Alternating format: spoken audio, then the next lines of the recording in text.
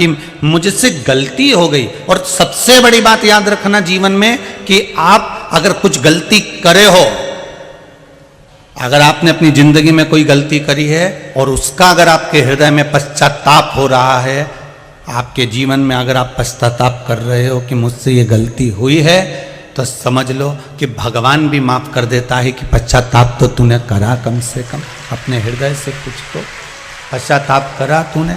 राधे, अपने जीवन में कुछ तो पश्चाताप करा है तूने।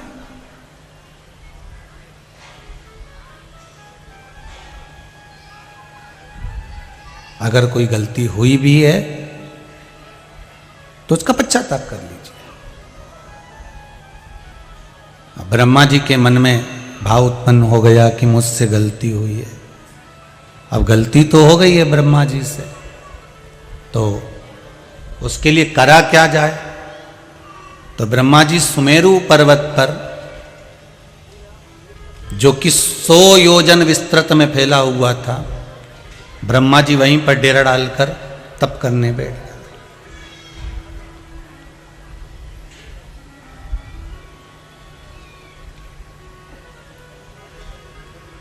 अब तप करने के लिए ब्रह्मदेव बैठे, तो ब्रह्मा जी के तप करने से उनको जो याद आया, तपस्या करते करते उनके मन में जो भाव प्रकट हुआ कि मुझसे गलती हो गई, तो उनके नयन से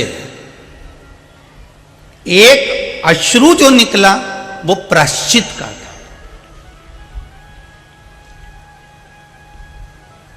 और ब्रह्मा जी के दूसरे नयन से जो अश्रु निकला वो शिव जी के प्रति क्रोध का था कि भगवान शंकर ने मुझे श्राप दे दिया।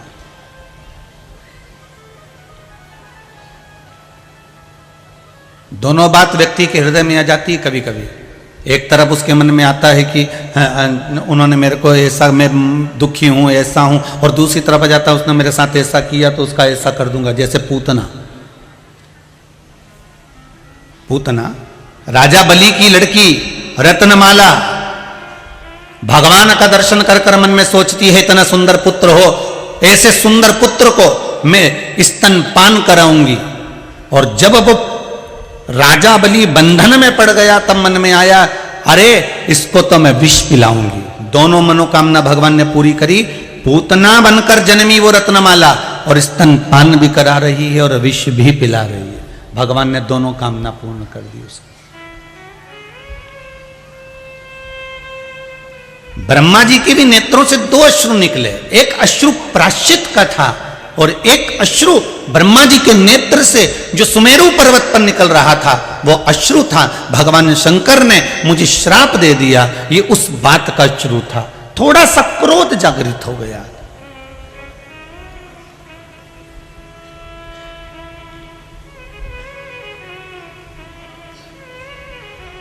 बच्चा भी 2 बार, जब बच्चा रोता है तो 2 कारणों से रोता है। एक साथ में 2 कारण होते हैं तब रोता है। एक कारण के लिए बच्चा कभी नहीं रोता। 2 कारण कौन से होते हैं? एक तो मम्मी ने मार दिया, दूसरी मेरे को टीवी नहीं चलाने दी, मुझे गेम नहीं खेलने दिया। बोलो सही है कि गलत है? बच्चा एक कारण से कभी नहीं रोता। बच्चा रोता 2 कारणों से। एक, मम्मी ने मुझे मारा, दूसरा मम्मी ने मुझे गेम नहीं खेलने दिया, मम्मी ने मुझे मोबाइल नहीं दिया, मम्मी ने मेरा ये काम नहीं करा, मम्मी ने मुझे ऐसा कर दिया, मम्मी ने मुझे स्कूल भेज दिया, मम्मी ने मुझे ट्यूशन भेज दिया। बच्चा 2 कारण से रो रहा है। 2 कारणों से बालक रो रहा है। ब्रह्मा जी भी 2 कारणों से आंखों से अश्रु बहा रहा है। एक प्रायश्चित का, एक थोड़ा क्रोध का। थोड़ा सा क्रोध का अश्रु आ गया और ब्रह्मा जी के नयनों से जो अश्रु निकला, वो अश्रु निकलते से ही तप करते करते ब्रह्मा जी ने एक आंसू को तो हाथ से पोंछ लिया और दूसरा अश्रु भूमि पर गिर गया। जो प्रायश्चित का अश्रु था वो आंखों के सामने से हाथ से पोंछ लिया गया और जो शंकर भगवान के प्रति भाव जो प्रकट हो रहा था, थोड़ा सा अंश क्रोध का उत्पन्न हो रहा था, वो भूमि पर गिर गया, जिससे एक बानर ने जन्म ले लिया। महाराज,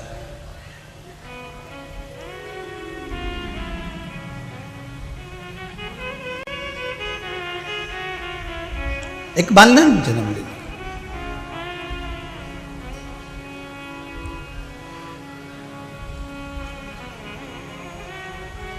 जिसका नाम था रीछ वानर।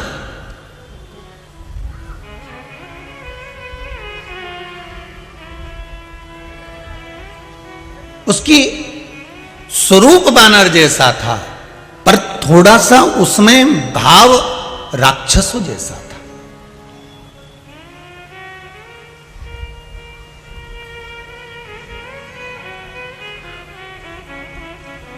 भगवान शंकर को मालूम पड़ा कि ब्रह्मा जी तप करने गए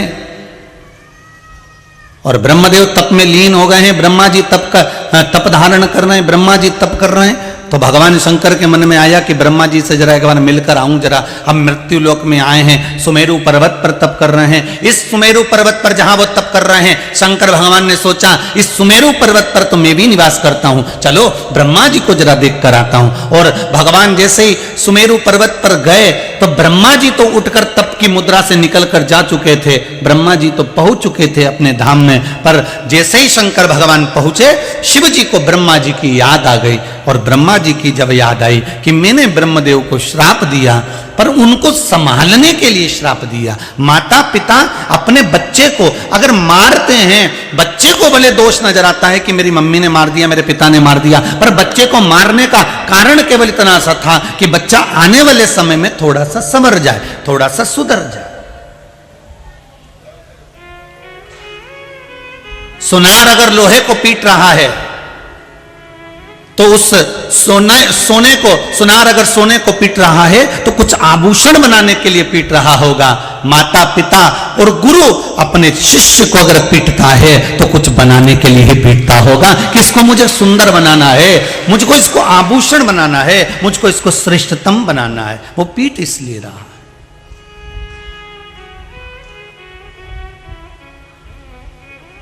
कितना सोनार जब सोने को आभूषण बनाता है तो फुकनी में फूक मार मार कर, दिए में लो को जलाकर, अग्नि में सोने को तपा तपा कर आभूषण बनाता है। उसी तरह माता पिता और गुरु अपने शिष्य को मार मार कर, चिल्ला चिल्ला कर, क्रोध कर कर, डरा कर, धमका कर, कैसे भी उस बच्चे को आभूषण बनाने का प्रयास करते हैं कि संसार में ये कुछ अच्छा बन जाए, और ये अच्छा बन जाएगा तो हमारा जीवन सार्थक हो जाएगा। सोने की कीमत और आभूषण की कीमत दोनों में अंतर आता है। सोने का एक बिस्कुट ले लो और एक आभूषण ले लो, उतना ही बड़ा सोने का बिस्कुट लोगे उसकी कीमत में, और उतना ही बड़ा आभूषण लोगे उसकी कीमत में अंतर आ जाएगा। क्या अंतर आएगा कि सोने का बिस्कुट की कीमत कम है और आभूषण की कीमत ज्यादा क्यों है? तो कहा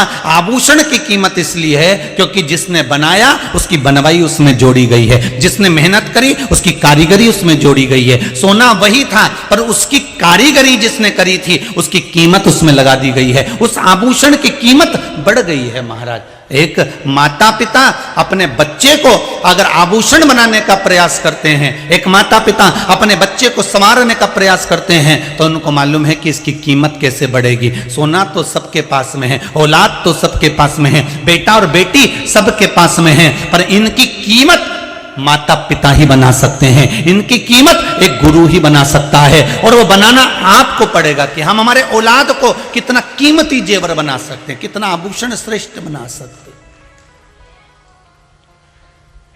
बनाना आपको पड़ेगा।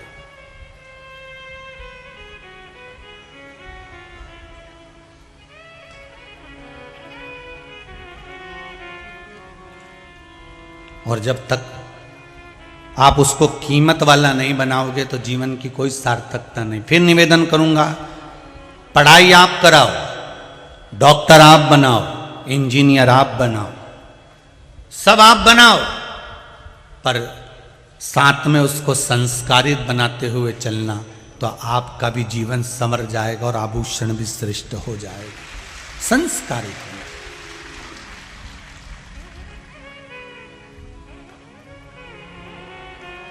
आज भारत की भूमि पर सबसे बड़ी विडंबना एक चीज की है,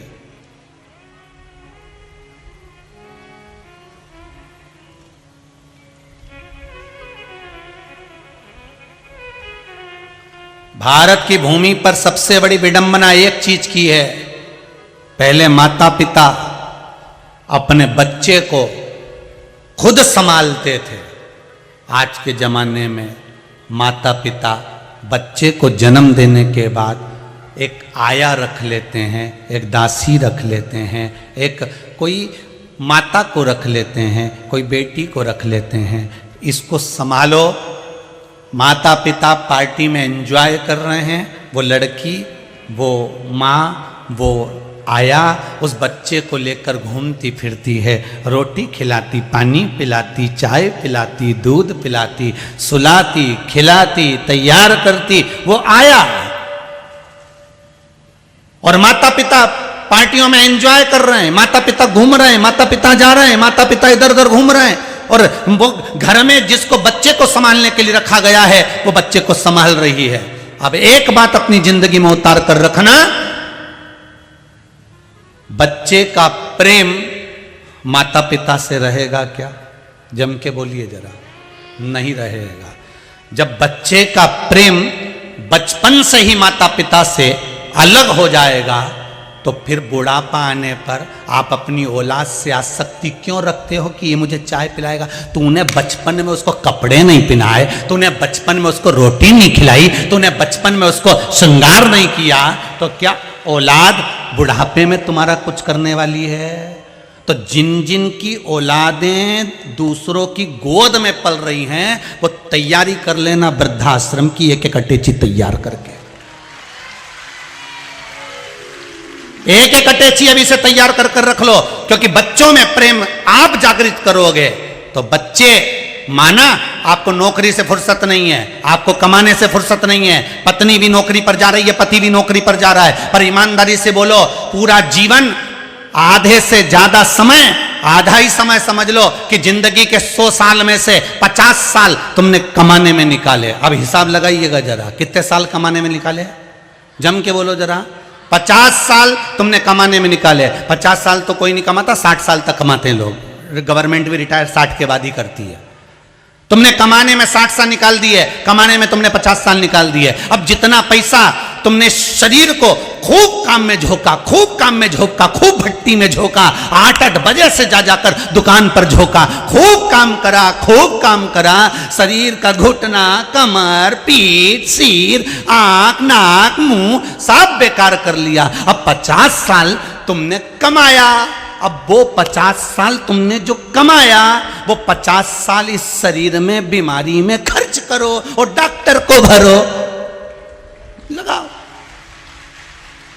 50 साल पहले पैसे को कमाओ, इस शरीर को खूब भट्टी में झोंक दो, और 50 साल बाद जो तुमने लाखों रुपए बैंक में जमा करे हैं, इस शरीर की हड्डी कलपुर्जे को सही करने में वो 50 साल जो कमाया वो इसमें झोंक दो। अब ना तो तुम जिंदगी का एंजॉय कर पाए, ना अपनी जिंदगी को सही जी पाए। 50 साल कमा कमा के मर गए और 50 साल डॉक्टर में भर भर के मर गए, और बाकी का समय था तो औलाद ले जाके आग लगा दी शमशान में। 13 दिन बाद नुक्ती और गुलाब जामुन और खोपरा पाक खा गए,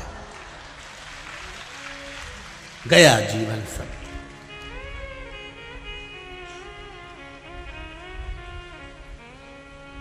अभी भी कुछ नहीं बिगड़ा है। अरे ओ धान के कटोरे वालों, अच्छे से सुन लो जरा, कुछ नहीं बिगड़ा, अभी भी कुछ नहीं गया। कई लोग कहते हैं सीहोर वाले महाराज को कथा करना नहीं आती, हम तो पगले हैं, माना हमें कथा नहीं आती। पर तुमको भी तो जिंदगी जीना नहीं आती। अगर तुम्हें जिंदगी जीना जिस दिन आ जाएगी तो हमें भी कथा करना आ जाएगी, पक्का। तुम जीना सीख लो, हम कथा करना सीख लो। जियो जियो, खूब अलमस्त जियो।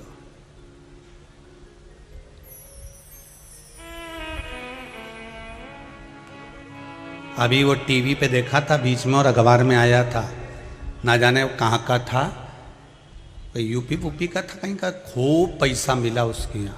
दादा तुम्हें नाम मालूम हो तो बता दीजिए रे, हैं कौन से गांव का? हाँ जो भी नाम हो, कौन से गांव के थे वो?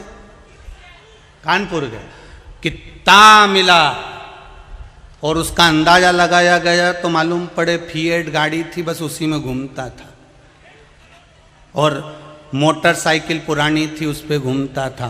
अब ईमानदारी से बोलो, कमाया कमाया कमाया, जोड़ा, खुद के शरीर पे भी कभी खर्च नहीं कर पाया, आखिरी में दूसरे आए और उठा कर ले गए। बस यही जिंदगी है, हमने जिंदगी भर संभाला, आखिरी में चला गया। यही जीवन है। जोड़ो, मना नहीं। एक दुकान की जगह 10 दुकान खोलो, मना नहीं। 8 बजे से लेकर रात को 11 बजे तक कमाओ, मना नहीं। पर जितना कमाओ उसमें से आधा अपने शरीर पर भी खर्च करो। फुल एंजॉय से जिंदगी जियो, एकदम एंजॉयफुल जीवन। रो रो के नहीं जीना। जरा सी छोरा सुन नहीं दिया, बहू ने ये कह दिया, पत्नी सुने नहीं, पति ये बोल गया, हमारा रुपया वो खाकर भग गया। अरे जाने दो, भाग्य में होगा तो वापस आएगा। किसके लिए रोना हमको, किसके लिए? भरोसा दृढ़ बनकर, विश्वासपूर्ण। एक माँ ने पत्र लिखा है कि गुरुजी हमारे परिवार में हमारे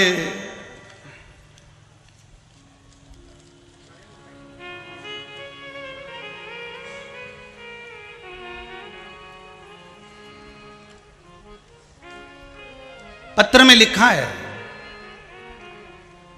मेरे पति ने कहा गुरुदेव, अगर शिव महापुराण की कथा गुरुजी कहते हैं कि टीवी पर सुनो और सुनने के बाद अगर रोग अच्छा हो सकता है, तो मैंने टीवी पर कथा सुनता हूं एक बार गुरुजी की, और मुझे दमे की बीमारी है, मुझे खांसी की बीमारी है। अगर कथा सुनकर मेरा दमा और खांसी ठीक हो सकता है तो मैं मान लूंगा शंकर को। ये बहन ने पत्र लिखा है, श्रीमती ईश्वरी साहू, जयतानगर, जिलोसपुर, छत्तीसगढ़। क्या है समझ लेना। कहीं बैठी हैं, हाथ उठाओ। आप ही हैं दीदी? दोनों हाथ उठाकर एक बार हर हर महादेव बोलिए, हर हर महादेव। उन्होंने लिखा है, मेरे पति ने कहा अगर टीवी पर कथा सुनने से रोग मिटता है, सियोर वाला महाराज छाती ठोक ठोक कहता है व्यासपीठ से कि कथा सुनो, हर चीज का हल मिलेगा। तो उन्होंने कहा मैं कथा सुनता हूं, अगर मेरे दमे की बीमारी और खांसी ठीक हो जाती है तो मान जाऊंगा। इसमें लिखा है, एक कथा सुनने के बाद जो आपने पीपल के पत्ते वाला उपाय बताया था वो करा और खांसी और दमा दोनों ठीक हो गया। पत्र में लिखा है उन्होंने, ये पत्र है। एक बार दोनों हाथ हिला दीजिए दीदी, हर हर महादेव। बैठिए बैठिए, विराजिए।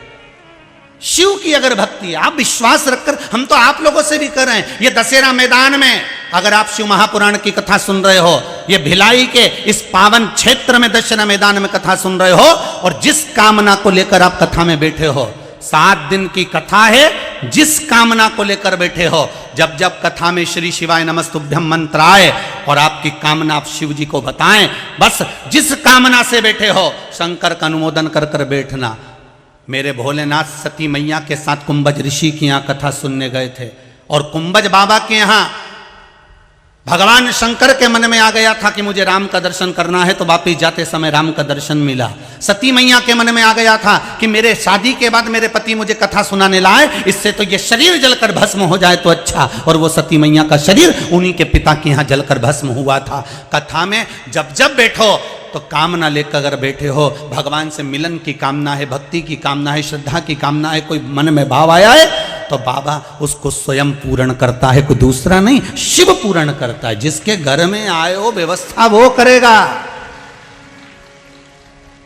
हम काय को व्यवस्था करें? कथा करने किसने बुलाया?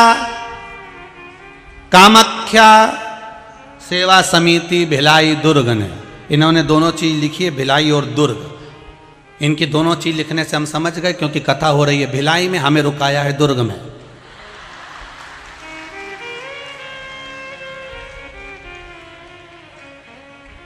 हम जब ये लिखा हुआ जब नवेगांव में आया था ना पर्चा कि माँ कामाख्या सेवा समिति भिलाई दुर्ग छत्तीसगढ़ ग्राउंड, स्कूल, दशहरा मैदान, सेक्टर 7, भिलाई, ये वही पर्चा है। तो हमने आशीष से भी कहा था कथा भिलाई में है कि दुर्ग में, तो कहने लगे अब ये तो नहीं कह सकते। तो हमने कहा भिलाई और दुर्ग है कितनी दूर, तो क्या हमको तो ये भी नहीं मालूम। तो हमने कहा जरूर ये ना कुछ तो बात है, भोलेनाथ जी ने अगर भिलाई दुर्ग लिखा है तो कहीं संबंध तो इनका पक्का है। तो कथा भिलाई में है, महाराज रुका दुर्ग में।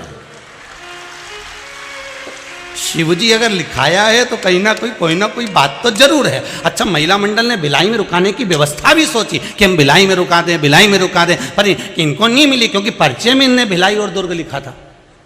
तो शिवजी के पास आ गया था, तो पर्चे में जो लिखा तो बाबा ने स्वीकार कर लिया कि दुर्ग से संबंध तो रहेगा। कथा यहाँ करा, महाराज वहाँ, दादा सोए बा घर में, पाँव पसारे या घर में, बाबा अंतर गई। जो मन में भाव आए। महाराज इस जीवन का कोई भरोसा नहीं, कोई भरोसा। खूब भगवान की भक्ति में दिन निकालो, रात निकालो, भगवान शिव के स्मरण में निकालो। निंदा करने वाले निंदा करेंगे, बुराई करने वाले बुराई करेंगे। हम तो यहां तक कहते हैं कि फेसबुक, यूट्यूब, इंस्टाग्राम आदि पर भी अगर कोई किसी की भी बुराई करता है, करबद्ध निवेदन है आप कभी उसका साथ मत देना, एक कमेंट्स मत करना, नहीं तो पापी के चक्कर में वो गेहूं के साथ, अरे बोलो तो, गुण भी पिसा जाता है। इसलिए अपने नहीं देना इनका साथ। ये लिखे कुछ भी लिखे, ये बोले कुछ भी बोले, पर अपने साथ अपन है का। और महाराज कौन रहा? ये कोरोना महामारी ने सबको दिखा दिया है महाराज जी। कोई किसी का नहीं यहाँ, बस वादे वादों का क्या।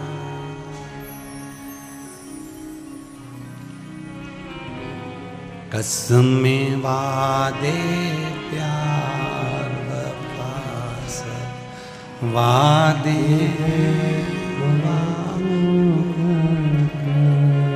कुछ भी नहीं। जगत में कोई ना परमानेंट, जगत में कोई ना परमानेंट, जगत में कोई ना परमानेंट, जगत में कोई ना परमानेंट। हो चाहे कर लो बाटी मालिश, चाहे कर लो बाटी मालिश,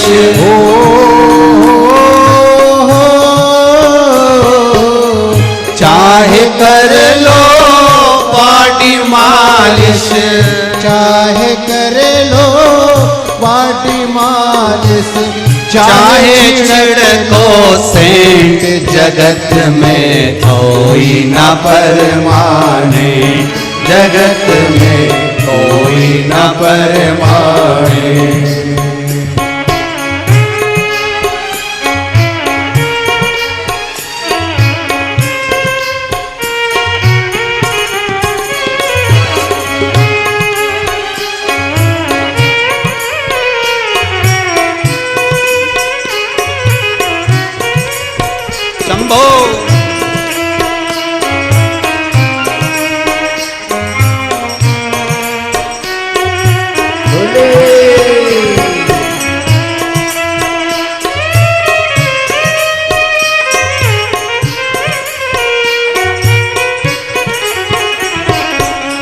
आवागमन लगा दुनिया में, आवागमन लगा दुनिया में, जग है रेस्टोरेंट रे भैया, जग है रेस्टोरेंट रे भैया। हो आवागमन लगा दुनिया में, आवागमन लगा दुनिया में, जग है रेस्टोरेंट रे भैया, जग है रेस्टोरेंट रे भैया। एक दिन लखा उड़ जाएंगे हो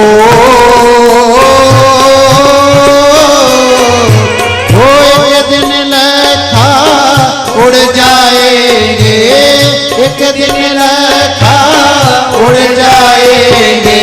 तेरे तंबू टेंट जगत में कोई ना परमाने, जगत में कोई ना परमाने।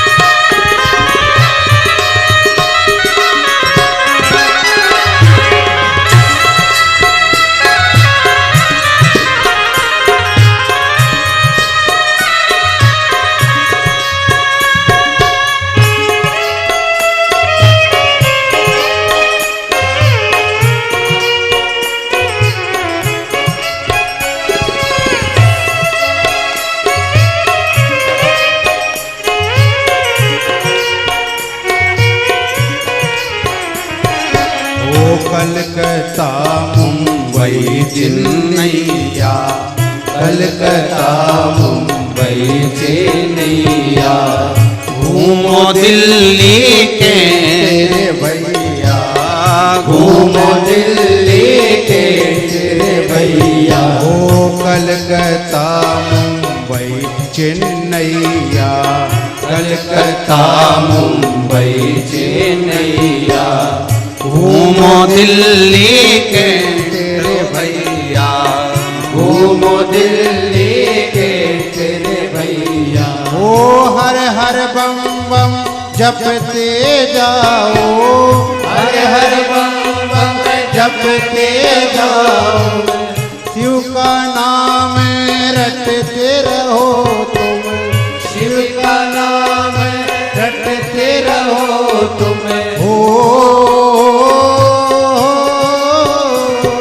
ओ भोले का नाम रटते रहो तुम, भोले का नाम रटते रहो तुम। धोती पहनो चाहे पैंट, जगत में कोई ना परमाने, जगत में कोई न परमाने। जगत में कोई ना परमानेंट, जगत में कोई न परमाने।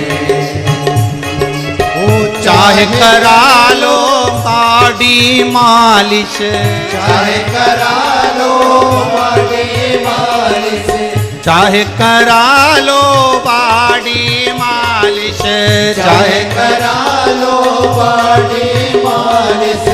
चाहे छिड़को सेंट, जगत में कोई ना परमानेंट, जगत में कोई न परमाने। जगत में कोई ना परमानेंट, जगत में कोई न परमाने। जगत में कोई ना परमानेंट, जगत में कोई न परमाने। जगत में कोई ना परमानेंट, जगत में कोई न परमाने। हर हर बम बम जपते रहो तुम, हर हर बम बम जपते रहो तुम। हर हर बम बम जपते रहो तुम। हर हर बम बम जपते रहो। अरे धोती पहनो या पैंट, जगत में कोई ना परमानेंट, जगत में कोई न परमाने। है जगत में कोई ना परमानेंट, जगत में कोई न परमाने। जगत में कोई ना परमानेंट, जगत में कोई न परमाने। हर हर भगवान शिव की कथा कहती है, इस संसार सागर में अगर जन्म मिला है तो कोई फिक्स होकर नहीं आया, कब किसको कब जाना पड़ जाए इसका कोई भरोसा नहीं। कमाओ पर अपनी जिंदगी पर, अपने जीवन पर मत करो, दान नहीं करना है, मत दो, किसी को नहीं देना है, पर अपने ऊपर तो खर्च करो, अपने ऊपर तो लगाओ कम से कम।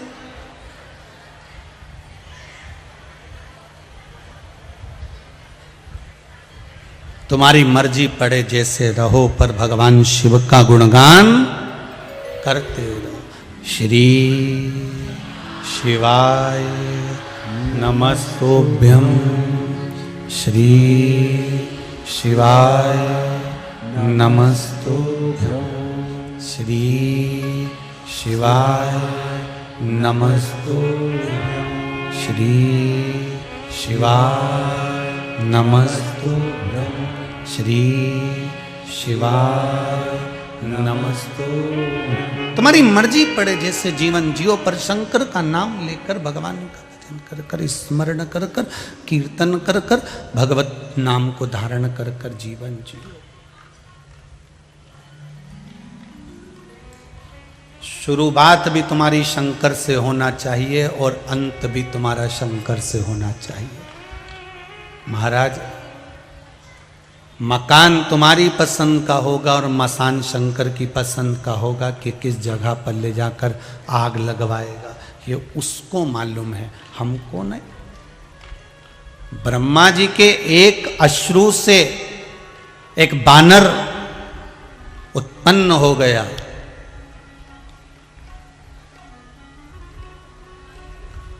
थोड़ा उपद्री था, राक्षस प्रकार था, उपद्री प्रवृत्ति।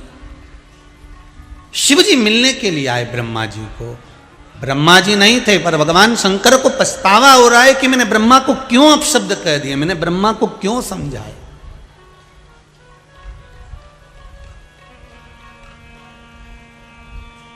मैंने ब्रह्मदेव को ये बात क्यों कही।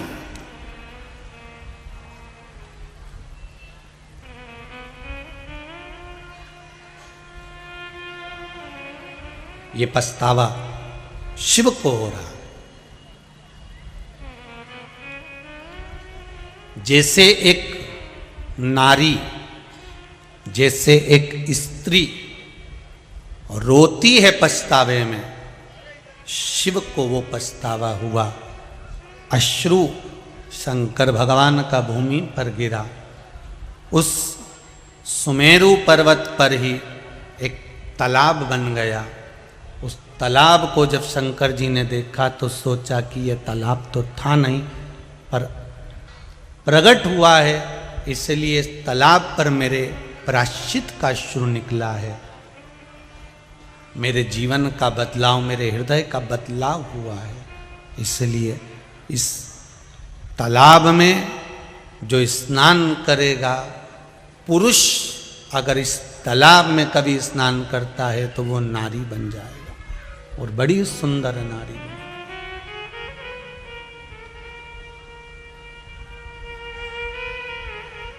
प्रायश्चित का जब स्नान व्यक्ति को होता है, इस मन को जब वो प्रायश्चित में डुबोता है, तो महाराज वो सुंदर बनकर प्रकट होता है, सुंदर बनकर।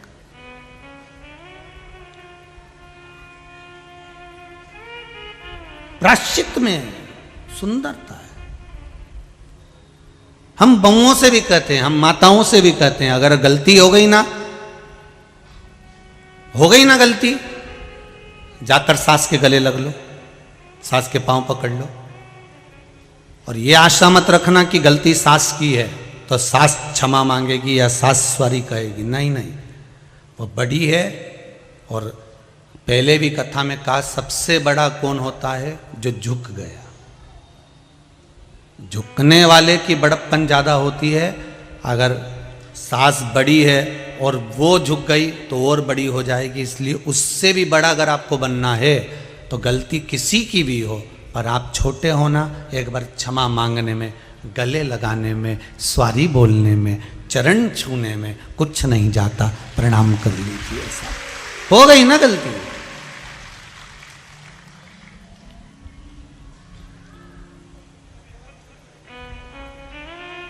नहीं बिगड़ेगा।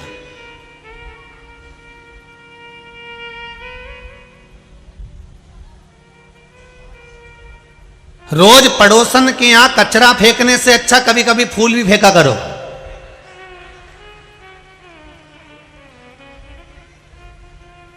रोज पड़ोसन के यहां गलती निकालने से अच्छा है कि दीपावली दशहरे पर कुछ मिठाई भी भेजा करो। उसको अच्छा लगेगा, तभी तो उसके दिल में आएगा कि मेरी पड़ोसन अच्छी है, उसके यहाँ पूजन पाठ होता है, वो कुछ भेजती है। दशहरा मैदान में कथा चल रही है, वो कथा में जाती है ना तो मुझे बेलपत्री भी लाके देती है। इतनी अच्छी पड़ोसन कहाँ मिलेगी, वो खुद खुश होगी। और तुम रोज रोज झगड़ा करोगे तो उसके मुंह से सुबह से शाम तक केवल बद्दुआ ही निकलेगी। ना तुम्हारा धन उसको चाहिए, ना उसका धन तुमको चाहिए। तुम भी ऐसे नहीं हो कि किसी का धन तुमको चाहिए। जितने लोग कथा में बैठे हो ना, और जितने आस्था पर कथा सुन रहे हो, फेसबुक यूट्यूब पर कथा सुन रहे हो, इतना तो मेरा विश्वास कहता है कि आपको किसी के धन की जरूरत नहीं है। आपको तो महादेव के धन की जरूरत है कि वो देगा, तब जाकर हमारा कार्य सफल होगा।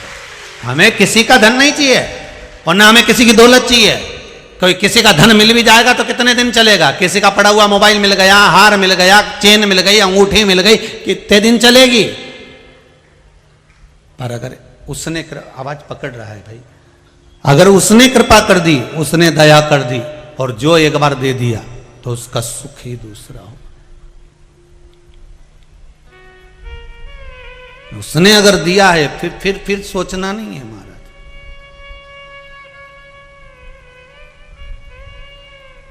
जो इसमें स्नान करेगा उसका रूप बदल जाएगा, वो सुंदर हो जाएगा। अब ये बानर को नहीं मालूम था जो उपद्रवी था, इतना उपद्रव मचा रखा था इसने, इतना उपद्रव मचा रखा था, इतना उपद्रव मचा के रखा था, चारों तरफ उपद्रव मचा रहा था। एक दिन ये बिना सोचे समझे उस तालाब में अपने राज्य का आनंद करते हुए नहाने के लिए चला गया। नहाने के लिए गया और इसका रूप चेंज हो गया। ये पुरुष से स्त्री बन गया, बंदर से सुंदर अप्सरा जैसा बन गया, इतना सुंदर बन गया। और इसने खुद तालाब के जल में जब अपना मुख देखा तो इसको पछतावा होने लगा। बताओ, मैं इतना वीर था, इतना प्रबल था, और मुझे स्त्री जैसा स्वरूप मिल गया, मुझे स्त्री जैसा स्वरूप। अब बैठा था, अब बैठा था बोले कि बैठी थी, तो इतना सुंदर स्वरूप धारण कर कर सुमेरु के शिखर पर बैठा, स्त्री का स्वरूप।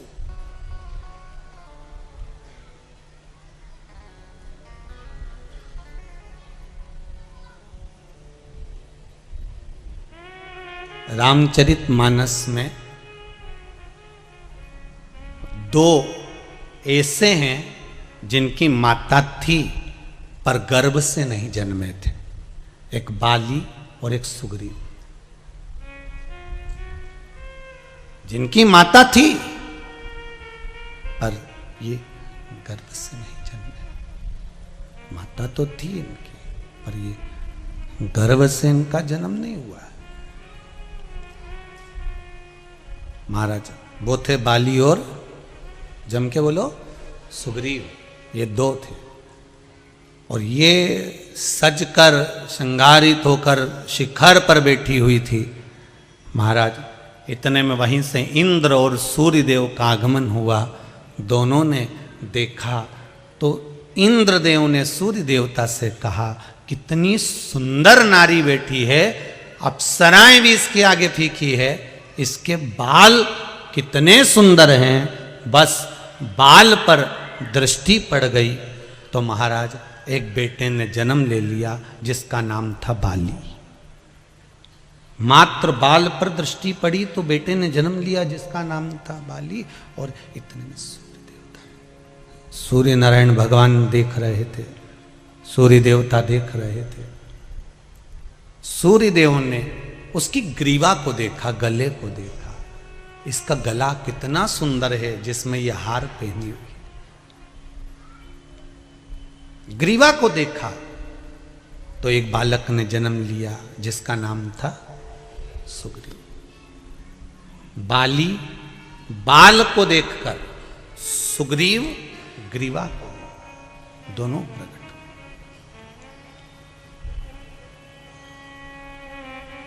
इंद्र का बल बाली में था और सूर्य का तेज सुग्रीव में था। बाली भी शंकर की उपासना करता था और सुग्रीव भी शंकर की उपासना करता था। अब एक बात ध्यान देना, बाली का जब विवाह हुआ, पत्नी का नाम था तारा। क्या नाम था? तारा। कहां से प्रकट हुई थी ये? जो देवता और राक्षसों ने मिलकर मंथन करा था, उस मंथन में बाली और सुषेण वेद, इन दोनों का बहुत ज्यादा सहयोग था मंथन के समय पर। बाली और सुषेण वेद, जिसने लक्ष्मण जी को संजीवनी दी थी, ये दोनों साथ रहते थे और दोनों का प्रबल सहयोग उस मंथन में था जो देवता और राक्षस मिलकर मंथन कर रहे थे। सुषेण वेद को और बाली को क्यों रखा गया था? क्योंकि बाली भी बलवान था और सुषेण वेद ज्ञानवान था। सांप का जब मथते समय उसका फैन निकलता था मुख से, विष प्रकट होता था और जिन जिन को वो विष लग जाता था उसके प्राणों के घात होने लगते थे। तो सुषेण वेद उनको औषधि देकर वापिस अच्छा कर लेता था। इसलिए मंथन में दोनों का होना जरूरी था। बाली का भी था और सुषेण वेद का भी था। दोनों मंथन में लगे हुए थे, सेवा में लगे हुए थे।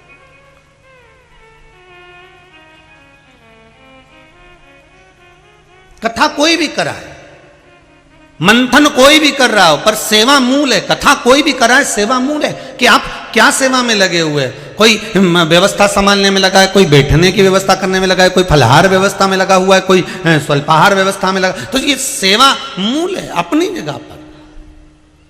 मंथन करने वाले मंथन कर रहे हैं, पर बाली और सुषेण वेद ये दोनों सेवा में लगे हुए थे। मंथन करते करते 14 रत्न प्राप्त हुए। उस 14 रत्न में एक अप्सरा भी निकली।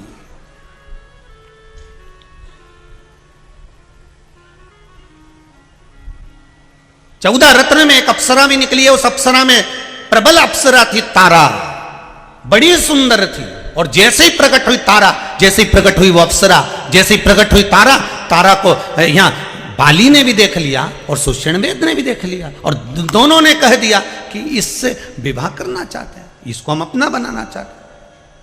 अब बात यहां अड़ गई कि इन्होंने वो मंथन को रोक दिया उस अप्सरा के चक्कर में, तारा के चक्कर में। बाली कहे इसको मैं रखूंगा और सुषेण वेद के मैं इसको रखूंगा। दोनों खड़े हो गए। मंथन जब बंद हो गया, क्योंकि मंथन इसलिए बंद हो गया था क्योंकि सर्प का जो विष निकल रहा था वो देवता राक्षसों को लग रहा था। सब घायल हो चुके थे। अब ना तो सुषेण वेद उनका इलाज कर रहा था, ना बाली उसमें बल प्रदान कर रहे थे। तो बड़े घबरा गए देवता उन घबरा कर उस अप्सरा को ले जाकर भगवान विष्णु के पास पहुंचे। भगवान विष्णु से कहा, प्रभु ये अप्सरा निकली है 14 रत्न में, एक रत्न अप्सरा, ये तारा नाम की सुंदर नारी प्रकट हुई है, क्या करना है इसका? भगवान विष्णु ने कहा क्या चाहते हैं? बाली कह रहा है मैं इसको अपनाऊंगा, सुषेण वेद कह रहा मैं अपनाऊंगा। भगवान विष्णु निर्णय नहीं दे पाए तो शंकर जी के पास ले गए, शिव जी के पास।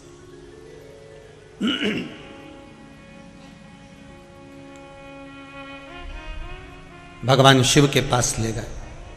शंकर भगवान तो बैठे थे अलमस्त में। पूछा क्या बात है? भगवान विष्णु बोले प्रभु आपके पास आए हैं। क्यों? फिर देख लीजिए कितनी सुंदर बात लिखी है शिव महापुराण के अंतर्गत। मनुष्य तो मनुष्य, देवता भी जब चक्कर में पड़ जाते थे, कोई निर्णय तक नहीं पहुंच पाते थे, तब देव अधिदेव महादेव को याद करते थे कि शंकर हमें निर्णय तक पहुंचाए, हमें निर्णय तक पहुंचाए। एक लोटा पानी, एक बेलपत्र, एक पुष्प, एक चावल का दाना व्यक्ति के निर्णय को बदल देता है महाराज। उसका क्या भाव था, वो क्या उसकी किस्मत में कितना दुख लिखा हुआ था, उस दुख को केवल उसका एक लोटा पानी उसको सुख की ओर ले जाता है। एक लोटा जल।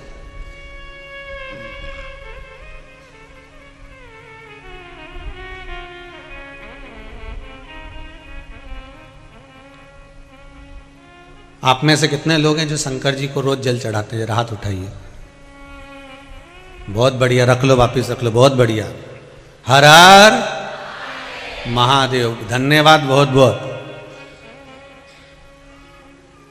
और आप तो चढ़ाओ, साथ में अपनी अड़ोसन, पड़ोसन और पीछे वाली धड़ोसन, इनको भी कहो कि एक लोटा पानी शिव को चढ़ाने में कुछ घटता नहीं है।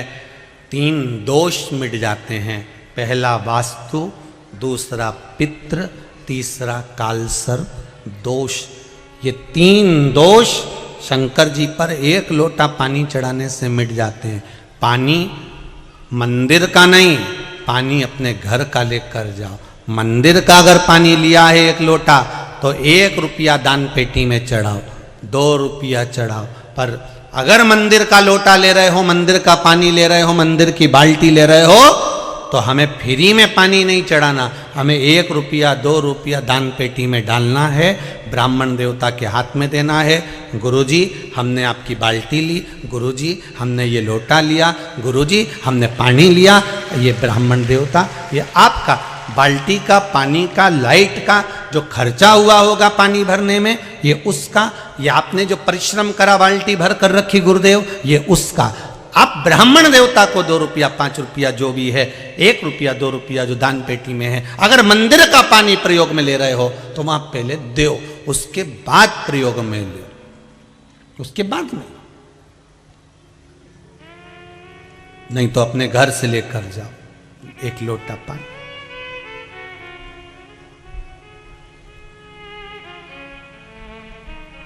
नियम बनाओ, जरूरी है।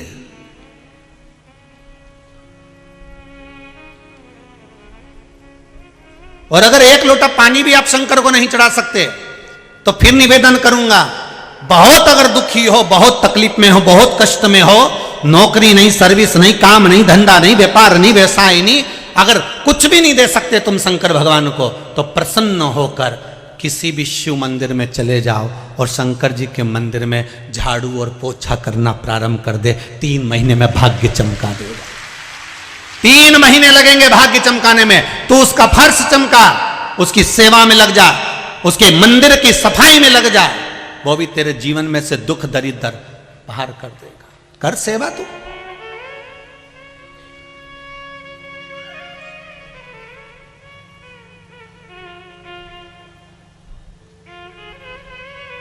कोई जल चढ़ा कर गया, बेलपत्री चढ़ा कर गया, कोई चावल चढ़ा कर गया, कोई मूंग चढ़ा कर गया, कोई अगरबत्ती, कोई धूप बत्ती, कोई दिया लगा कर गया।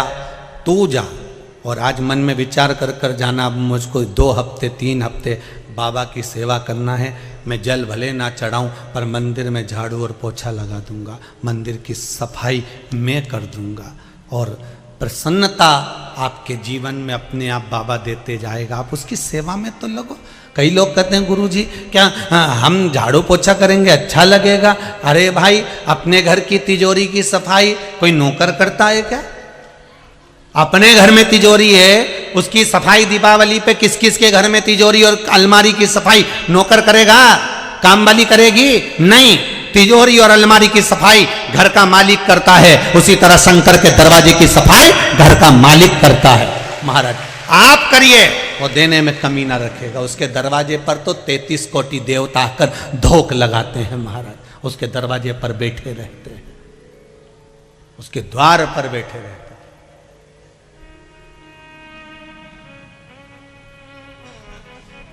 चले मेरे भगवान विष्णु, भगवान शिव के पास में भगवान शंकर से विनती करने जा रहे हैं, भोलेनाथ ये अप्सरा निकली है जिसका नाम तारा है, और ये अप्सरा इसको बाली भी मंग रहा है, इसको सुषेण वेद भी मंग रहा है। अब आप बताओ ये किसको दी जाए? शंकर भगवान के पास में भगवान विष्णु लेकर पहुंच गए। अब भगवान तो भक्तों का तो दुख झेलने के लिए भगवान बैठा है। भगवान का मतलब ही क्या कि अगर भक्तों का दुख ना झेले, हाँ आप कई लोग कहते हैं महाराज जी हमारे जीवन में ये दुख है, हमने ये करा, हमने वो करा, दुख नहीं कट रहा, क्या बात है? हो सकता है दुख भारी हो, पर चिंता मत करना, उसके दरवाजे से कहीं मत जाना।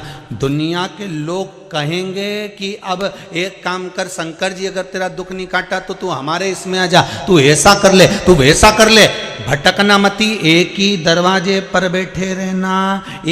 10 खड्डे खोदने में पानी नहीं निकलेगा, एक बोरिंग ऐसा गहरा करवा दो कि पानी निकल के माने, तब तक बंद मत करो मोटर को। निकल 100 फीट 200 फीट 300 फीट 350 400 कहीं तो निकलेगा।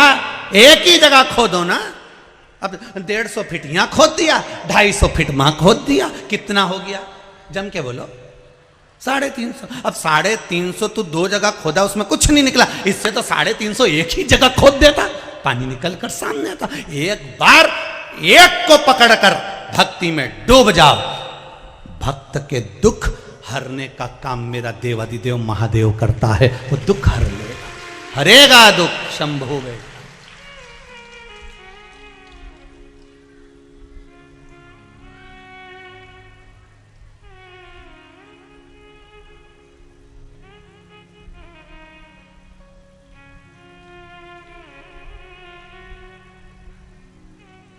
मेरा शंभु, मेरा ओघड़दानी, मेरा त्रिकालदर्शी, मेरा कैलाशी,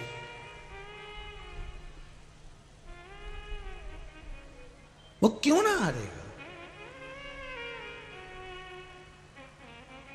आप एक बार दिल से उसको बोलो, जैसे आप अपने मम्मी और पापा से कहते हो ना मम्मी, बिल्कुल वही अंदाजा आपका होना चाहिए। प्रार्थना कभी सुनी सुनाई मत करना, प्रार्थना कभी सुनी सुनाई मत करना, विनती कभी सुनी सुनाई मत करना। आप तो अपने दिल से, हृदय से, मन से, जैसे आप अपनी मम्मी से, जैसे वो कहते हैं ना एक भेड़ चराने वाला, बकरी चराने वाला, जो भेड़ चरा रहा था, बकरी चरा रहा था, भेड़ चरा रहा है, वो चराने वाला, भेड़ चराने वाला भेड़ों को इकट्ठा करता और उनके बाल में से जूं निकालता रहता, जूं निकालता उनके बालों में से, और भगवान से कहता, भगवान राम जी वन में रहते रहते तुमको बहुत सारी जूं पड़ गई होगी, मैंने सारी भेड़ की जूं निकाल दी, एक बार तुम मिल जाओ, तुम्हारी भी निकाल दूंगा। इतने में तो वहीं से एक संत निकल कर जा रहे थे। संत ने कहा, अरे मूर्ख हो गया, पागल हो गया, बावरा हो गया, राम जी को कोई जूं होती है? आज के बाद ऐसा बोला है तो सोच लेना। उसने बोलना बंद कर दिया। सीता जी ने राम जी से कहा, प्रभु एक भक्त रोज तुम्हारी स्तुति करता था, शाम के समय पर बकरियां लेकर बैठता, भेड़ लेकर बैठता, रोज स्तुति करता, स्वामी वो उसने स्तुति करना बंद कर दिया। राम जी बोले, सीता तुझे अच्छा लगता था? हाँ प्रभु मुझे बहुत अच्छा लगता था। फिर वो स्तुति नहीं कर रहा, क्यों? कोई संत ने मना कर दिया।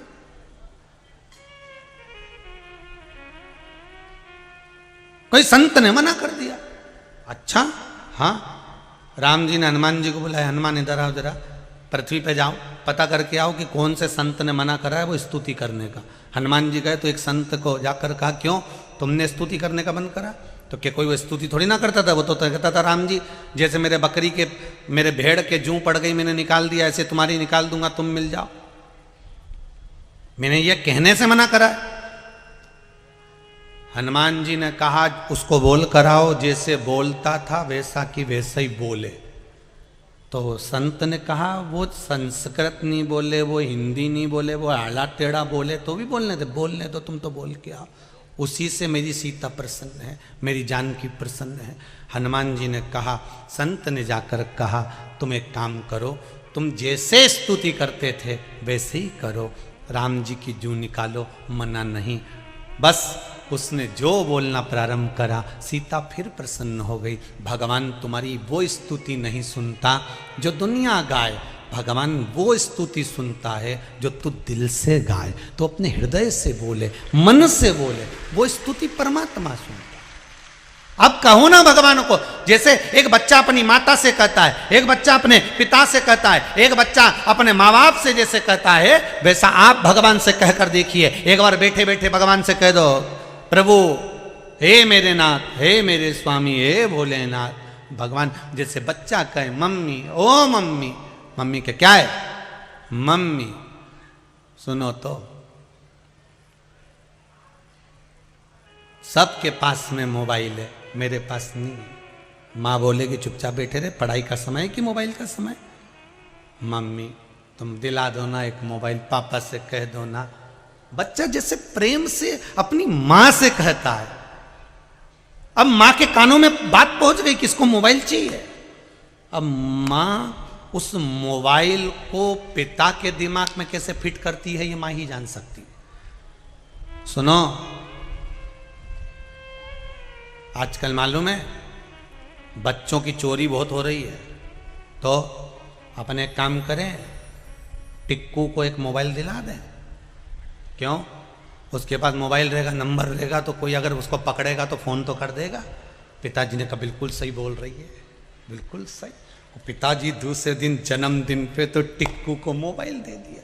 तुम जैसे अपनी माँ को प्रेम से कहते हो, इतना प्रेम से तुम देवाधिदेव महादेव को तो बोल के देखो, बाबा ओ बाबा, ओ बाबा। शंभो शरणे पड़ी मांगो घड़ी दुख का दया करी न दर्शन। अब दिल से कहो तो, उसको विनती करो तो, निवेदन करो तो, एक बार भाव से, दिल से, अपने एक भक्त का जो स्वभाव होता है वो भाव से कहता।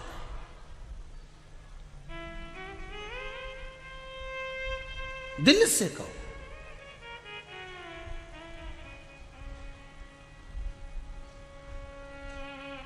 भगवान से दिल।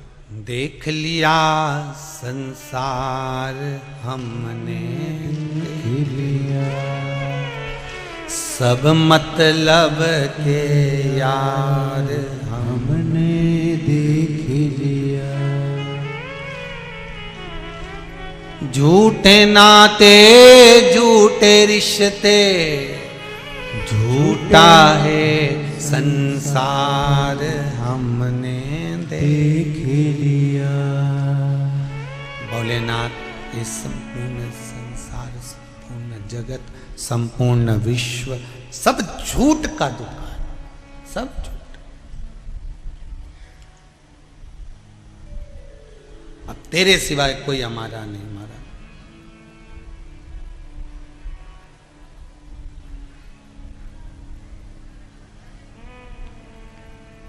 कौन? शिव की शरण में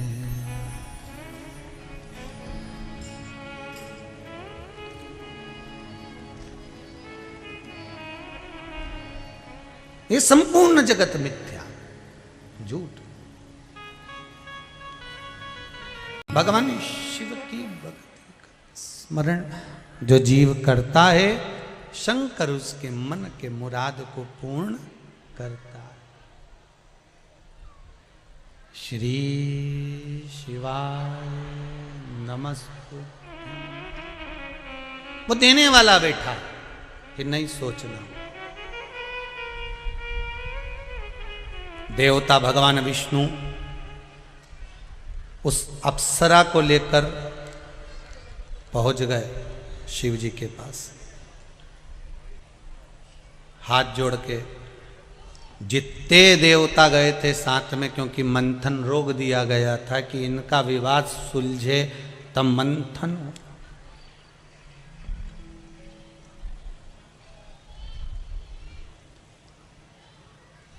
परिवार में, मोहल्ले में, रिश्तेदारों में, कुटुंब में, समाज में, लौकिक रीति में कहीं अगर विवाद होता है तो उसमें व्यक्ति का जो मस्तिष्क है, माइंड है, वो काम में नहीं लगता, फिर उसका माइंड फालतू चीज़ों में लगना प्रारंभ हो जाता। प्रयास करा करो अपनी जिंदगी में कि हमें किसी से झगड़ा नहीं करना, हमें किसी को अपशब्द नहीं कहना। कोई अगर आप पर उंगली भी उठाए, उठाने दो, ये एक उंगली उस आपकी ओर आएगी तो 3 उंगली उसकी ओर जाएगी। बोले बोलने दो। क्या होगा इससे? विवाद होगा तो आपका दिमाग फिर कमाई में नहीं लगेगा, भजन में नहीं लगेगा, स्मरण में नहीं लगेगा, काम में नहीं लगेगा। फिर ये दिमाग गलत जगह पर जाएगा। उसने कहीं मेरे लिए ऐसा तो नहीं कर दिया होगा, उसने कहीं मेरे को ऐसा तो नहीं बोल दिया होगा, कहीं मेरे लिए ऐसा तो नहीं कर रहा होगा। फिर दिमाग वहां चले गए। अब तुम कमाई में लगाओगे क्या मन को? भजन में लगाओगे क्या मन को? नहीं, तुम्हारा माइंड गया, दिमाग गया।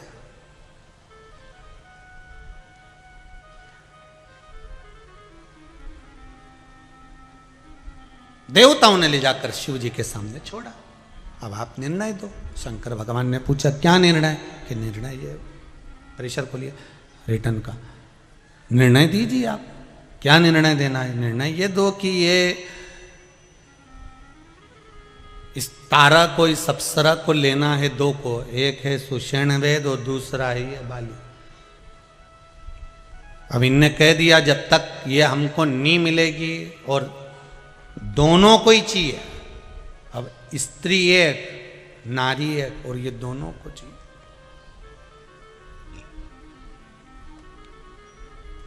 भगवान विष्णु कहते हैं मैं भी निर्णय नहीं दे पाया। अब ऐसा भारी निर्णय कौन देगा कि लेने वाले 2 और दोनों ही बलवान। अगर बाली को नहीं दिया तो ये समुद्र मंथन रुक जाएगा। सुषेण वेद को नहीं दिया तो जो सांप का जो विष निकल रहा है, उस विष से जो घात हो रही है देवताओं उनको, राक्षसों को, वो बंद नहीं होगा। रोग सही भी तो होना चाहिए।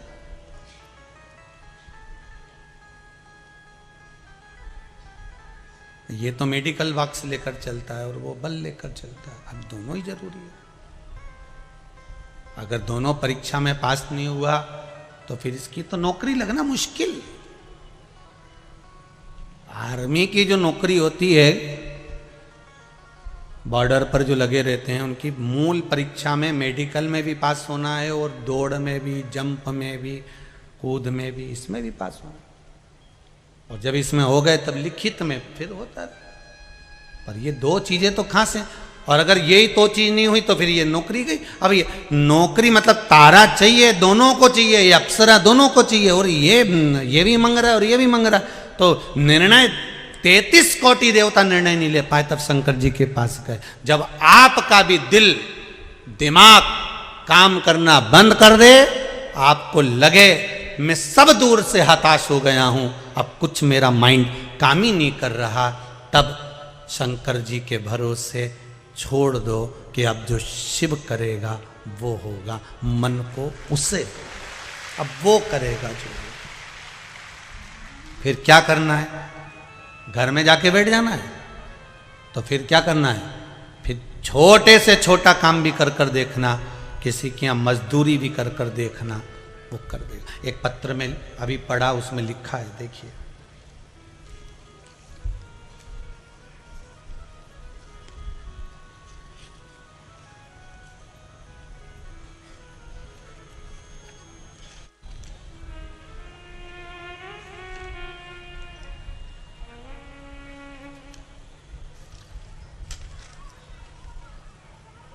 महाराज जी, माया मन्नू जी गुप्ता, वैशाली नगर, EWS, भिलाई से हैं। कहीं बैठे हों तो हाथ उठाइएगा। माया मन्नू जी गुप्ता, कहीं बैठी हो तो हाथ हिलाइए। आप ही हैं? दोनों हाथ हिला दीजिए जरा। हर हर हर हर। आपने लिखा है पत्र में, गुरुदेव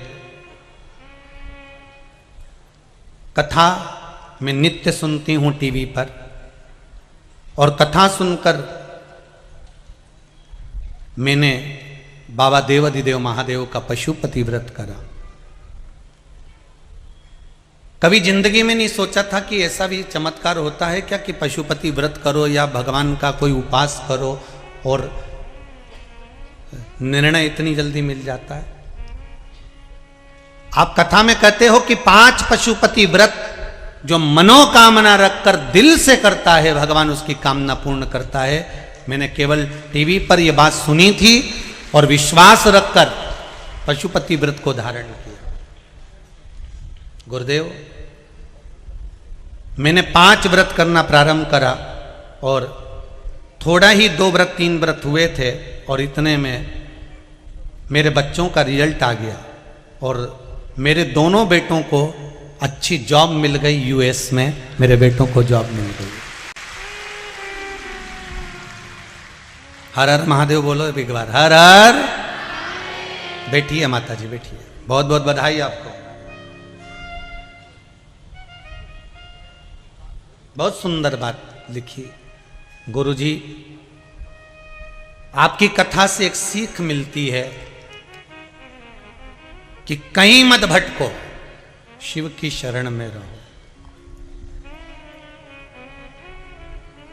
आप जो भी उपाय बताते हो वो शंकर की पूजन के बताते हो, जगत में भ्रमित होने के या भटकने के नहीं बताते। बहन, बस हमारा तो एक ही निवेदन है कि अगर आप संसार से आप रहो, मैं जल में रहूं तो ऐसी रहूं जो जल में कमल का फूल रहे, मेरे अवगुण दोष समर्पित हो, करतार तुम्हारे हाथ। रहो संसार में पर शंकर के भरोसे पर।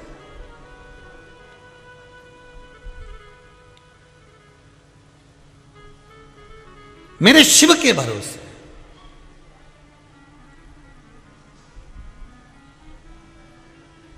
जब आपको लगे कि अब मेरे कुछ चल नहीं रहा, अब मेरी कहीं बात रही नहीं रही है, अब मेरी बात सब फेल हो रही है, सब जगह मुझे लोग गलत कह रहे हैं, अब मेरा कहीं ना तो जॉब है, ना सर्विस, ना नौकरी, कुछ भी नहीं हो रहा, हार गया मैं संसार से,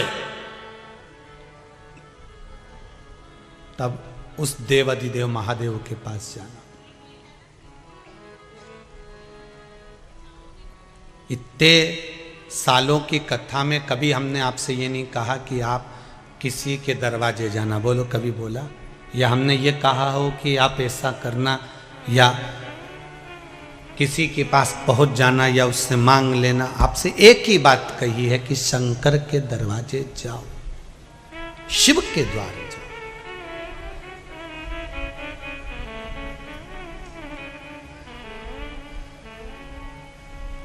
एक बार आजा आजा शिव की शरण में, एक बार आजा शंकर की शरण में, शिव की शरण में आजा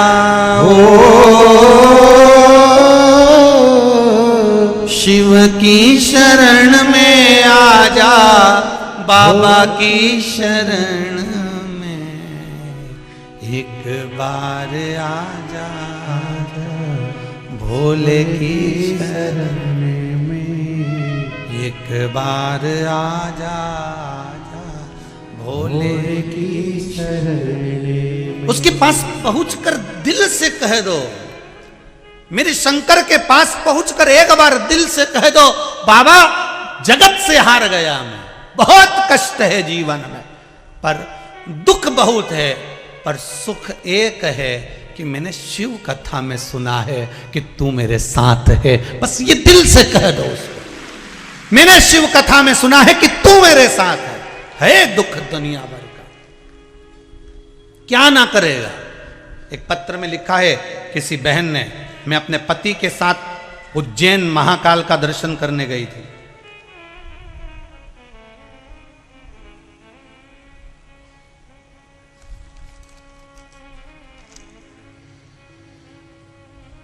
मैं परमेश्वरी त्रिवेदी रायपुर छत्तीसगढ़ से, कहीं बैठी हैं आप ही हैं? दोनों हाथ हिला दीजिए एक बार, हर हर महादेव। आपने पत्र में लिखा है बहन,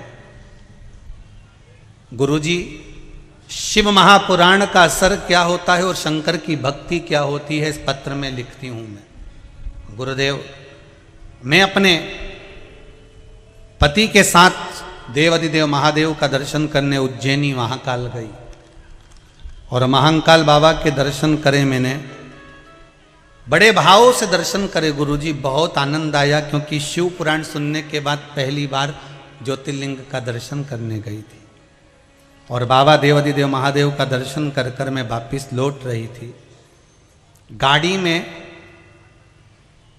गाड़ी से जब मैं बाहर गाड़ी में बैठी और थोड़ी देर के बाद जब मैं गाड़ी से बाहर उतरी किसी कार्य के लिए, कुछ खाने के लिए, तो मेरे बैग में पैसे नहीं थे। मेरे 25,000 रुपये कहीं चले गए थे, गिर गए थे।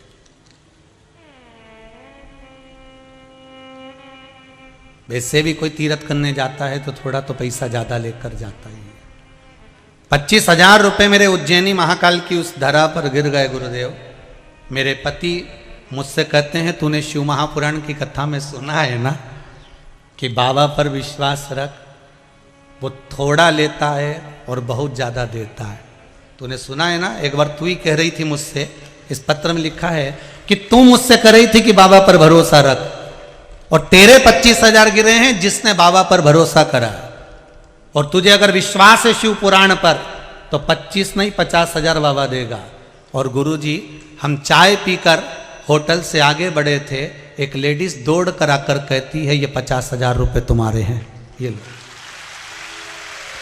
ये पत्र है जो बहन ने लिखा। बैठिए बहन जी, हर हर महादेव। ये 50,000 रुपये तुम्हारे हैं। उसके पति कहते हैं हमारे 50,000 रुपये नहीं हैं।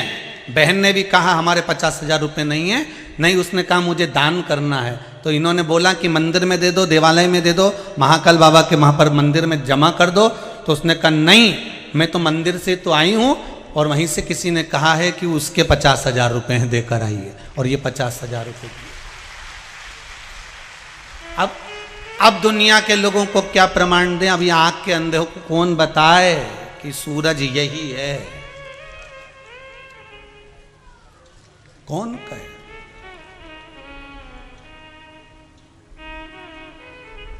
एक बार आजा आजा शिव की शरण में। भगवान देवाधिदेव कालों का काल महाकाल जहां बैठा है, शंकर की शरण में जाओगे, मंदिर में जाओगे, शंकर के दरवाजे पर जाओगे, खाली नहीं भेजेगा। आप ये मत सोचना कि कुछ गिर गया तुम्हारा, कुछ चले गया तुम्हारा, कुछ रह गया तुम्हारा। वो रह थोड़ा सा जाता है, पर घर जाते जाते, घर में पहुंचते पहुंचते कितना दे देगा ये उसको मालूम पड़ेगा, उसको मालूम पड़ेगा। कल कथा में कहा था, ये माँ कामाख्या सेवा समिति कथा करवा रही है। जितना खर्चा आप ये टेंट, डूम, पंडाल, बैठक, प्रसाद जिसमें खर्च कर रहे हो, एक डायरी में लिख के रखना। समिति से निवेदन है, अगले साल की ये तारीख मिला लेना और जिसने जितना दिया उसका अंदाजा लगा लेना कि डबल चुबल पंचल हुआ कि नहीं हुआ, बढ़कर मिला कि नहीं मिला। वो अंदाजा लगा कर रखना, डायरी जरूर लिखना। और ये बात हम एक कथा में नहीं कहते, सब जगह कथा में कहते हैं। जजमान खर्च करे तो लिख ले कि कितना खर्चा करा है शिव महापुराण पर, कितना लगाया है शिव महापुराण पर, उतना लिख कर रखना और अगले साल बात करना उस तारीख में। यहाँ पर कई जजमान बैठे हैं। एक अग्रवाल परिवार ने कथा कराई थी सीहोर आकर, एक कथा भिलाई की और अग्रवाल परिवार ने कराई थी। इन दोनों से पूछा जाए तो अग्रवाल परिवार जिनके फ्लैट में हम ठहरे हुए हैं, उनके मुख से शब्द एक ही निकला, गुरुजी जब से कथा करवा कर कुबेरेश्वर धाम से आया हूं, बाबा की ऐसी कृपा हो गई कि दूसरी की तैयारी हो गई। ये शिव है, देने में कमी नहीं रखता, बस उसके पास दिल से चले जाओ, मन से जाकर कहो, एक बार आजा शिव की शरण में, बाबा की शरण में, शंकर की शरण में आजा, बाबा की शरण में, एक बार आजा शिव की शरण में, एक बार आजा शिव की शरण में। हाला हजूर बैठा है शिव। शंकर ने पूछा नारायण देखिए, आदर देखिए, मेरे शंभू कर मेरे नारायण का आदर देखिए। शंकर जी नारायण से कह रहे हैं, नारायण शिव से कह रहे हैं, शिव नारायण से कहते हैं बाबा। भगवान शंकर नारायण से बोले आप निर्णय नहीं दे पाए। ये तारा नाम की अप्सरा किसकी होना है आप निर्णय नहीं दे पाए। ये बाली की होना है कि सुषेण वेद की होना है, ये निर्णय तो आप दे सकते थे। भगवान विष्णु कहते हैं बाली भी आपका भक्त है और ये सुषेण वेद भी आपका भक्त है। ये सुषेण वेद भी आपका भक्त है और ये बाली भी आपका भक्त है। बस अब जिसके ये भक्त हैं वो निर्णय देगा तो अच्छा रहेगा। एक बात बहुत अच्छे से ध्यान करिएगा अपने जीवन में, मंत्री जी की पहचान जिससे ज्यादा हो उसको पकड़ लो तो मंत्री जी से जल्दी मिल सकते हो, ठीक है। कलेक्टर साहब एसपी साहब की पहचान जिससे ज्यादा हो उसको पकड़ लो तो उनसे मिल सकते हो। उसी तरह शंकर जी की पहचान जिससे अच्छी हो उसको पकड़ लो तो शंकर से मिल सकते हो। मिलना सरल। शिव से कौन मिलाएगा? कोई संत, कोई साधु, कोई सन्यासी, कोई तपस्वी, कोई साधक, कोई उपासक, कोई शंकर का भगत, ओघड़ी, अड़भंगा, जिसे कोई मतलब नहीं संसार।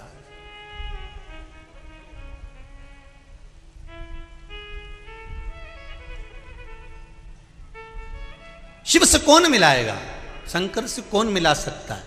मुझे तो ऐसा लगता है ये कोरोना महामारी में, ये 2 वर्ष जो कोरोना महामारी के निकले हैं, मुझे तो ये महसूस होता है कि ये शिव महापुराण की कथा संसार के लोगों को शंकर का साक्षात्कार कराने के लिए मिली है।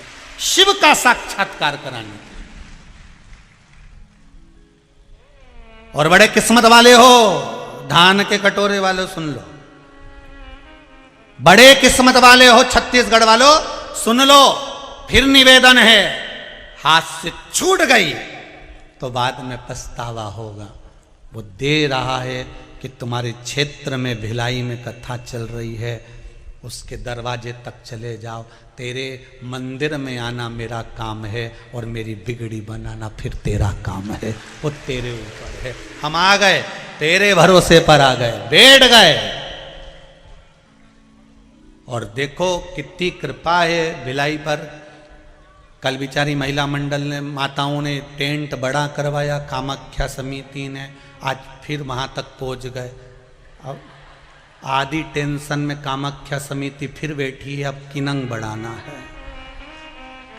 वो बिठले सेवा समिति का काउंटर लगा था जहां, वहां पहुंच गए टेंट काउंटर और पीछे। खसकते जाओ खसकते। वो तो अच्छा हुआ तुमने ग्राउंड बड़ा लिया है, वो भी रावण का ग्राउंड है। और दूसरे की जमीन पे कथा करा रहे, वो भी बढ़िया। और रावण भी शंकर का भगत है। तो ये तो शिव की उदारता है, शंकर की कृपा है। तैयारी कर लो, कल फिर टेंट बढ़ाना है। शिव की उदारता, बाबा के भक्तों की कमी नहीं है यहां तो। तेरा ही दिया मैंने खाया पिया है, तेरा शुक्रिया तेरा शुक्रिया। और जितने लोग बैठकर कथा सुन रहे हो ना, हम खड़े रहने की बात नहीं कर रहे, हम तो बैठकर जितने लोग कथा सुन रहे हो, क्योंकि दादा की गोद में पोता बैठता है तो मोबाइल, पेन या 5 रुपए लेके उठता है। तुम जितने बैठे हो ना कुछ लेके तो उठोगे, ये पक्का। बैठे हो तो लेकर उठो, ये उसकी कृपा है। वो एक भजन गाती थी ना माताएं पहले, बहुत अच्छे से गाती।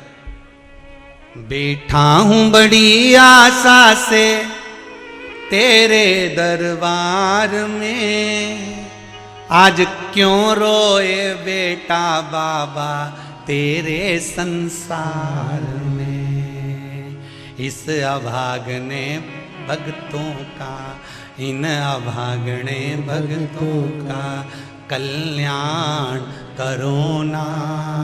दरबार में मैं आया उद्धार करो ना, बेड़ा पार करो ना। ओ डमरूधारी ओ लाज हमारी, ओ डमरूधारी रखो लाज हमारी। एक लाइन अच्छे से गा लो। बैठा हूँ बड़ी आशा से तेरे दरबार में, बैठा हूँ बड़ी आशा से तेरे दरबार में। आज क्यों रोए बेटा ये तेरे संसार में, आज क्यों रोए बेटा ये तेरे संसार में। इन अभागने भक्तों का, इन अभागने भक्तों का कल्याण करो ना। संसार में मैं अटका बेड़ा पार करो ना, बेड़ा पार करो ना। हे त्रिपुरारी रखो लाज हमारी, भोले त्रिपुरारी रखो लाज हमारी, भोले त्रिपुरारी रखो लाज हमारी, भोले त्रिपुरारी रखो लाज हमारी।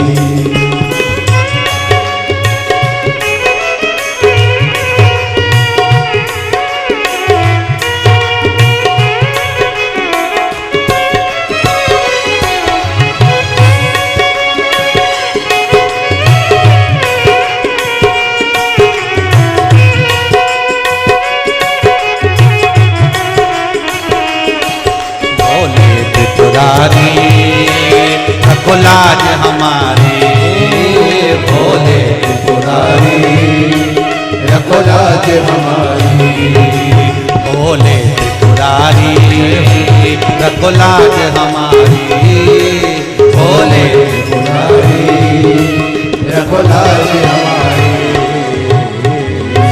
हे भोले, हे शंभु, हे शंकर, हे त्रिकालदर्शी, हे कैलाशी, हे अविनाशी, बस इस जीव की लाज। बैठा हूं बड़ी आशा से, जितने बैठे हो कुछ ना कुछ आस लेकर बैठे हो, भले आस्था चैनल के सामने बैठे हो, चाहे मोबाइल लेकर बैठे हो कथा सुनने के लिए फेसबुक यूट्यूब पर। बैठा हूं बड़ी आशा से तेरे दरबार में, आज क्यों रोए बेटा बाबा तेरे संसार में। क्यों भोले त्रिपुरारी रखो लाज हमारी, भोले त्रिपुरारी रखो लाज हमारी। क्यों रोए हम? शिव जी ने कहा नारायण आप निर्णय नहीं दिया। नहीं प्रभु, क्यों? मैं निर्णय नहीं दे पाया क्योंकि दोनों आपके भगत हैं, ये आपके भक्त हैं, निर्णय कैसे दे सकता था?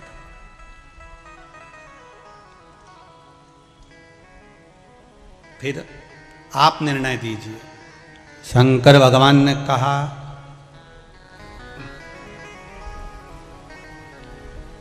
तारा वहां जाकर खड़ी हो जाओ, जाओ सामने खड़ी हो जाओ। तारा सामने खड़ी हो गई।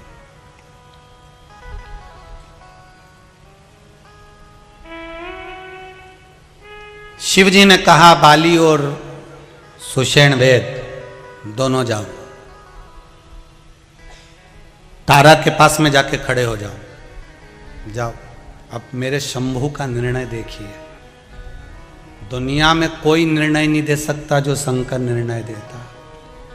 जाओ दोनों तारा के पास में जाकर खड़े हो जाओ। बाली भी खड़े हो गए, सुषेण वेद भी खड़े हो गए। शिव जी ने कहा, बाली तुम तारा के पति हो गए और सुषेण वेद तुम तारा के पिता हो गए। तुम तारा के पिता हो। दोनों को तारा चाहिए थी और दोनों को मिल गई। तुम बाली तारा के पति हो गए और सुषेण वेद तुम तारा के पिता हो गए। सुषेण वेद ने कहा, भोलेनाथ आपका निर्णय थोड़ा सा गड़बड़ हो गया, तुमने मुझे इसका पिता क्यों बना दिया? शिव जी ने कहा, सुनो सुषेण वेद, बाली तारा के सीधे हाथ के पास आकर खड़ा हुआ है और तुम तारा के उल्टे हाथ के पास आकर खड़े हुए हो। पत्नी का जो सीधा हाथ की ओर जो खड़ा है वो पति का भाव रखता है, और जो तुम उल्टे हाथ की ओर खड़े हो, जब कन्या का कन्यादान पिता करता है तो बाईं ओर खड़े होकर करता है, इसलिए तुम कन्यादान करो। पिता जब बेटी का कन्यादान करता है तो बाईं ओर खड़े होकर करता है। आप पिता बनोगे इस तारा के, सुषेण वेद सुन लीजिए, आप पिता बनोगे। महाराज निर्णय मिल गया, निर्णय मिला। तारा बाली की धर्म पत्नी हुई। शिव भक्ति से ऐसा कोई निर्णय नहीं जो शंकर ना दे सके, शिव भक्ति से प्राप्त हो सकता है। शिव भक्ति से।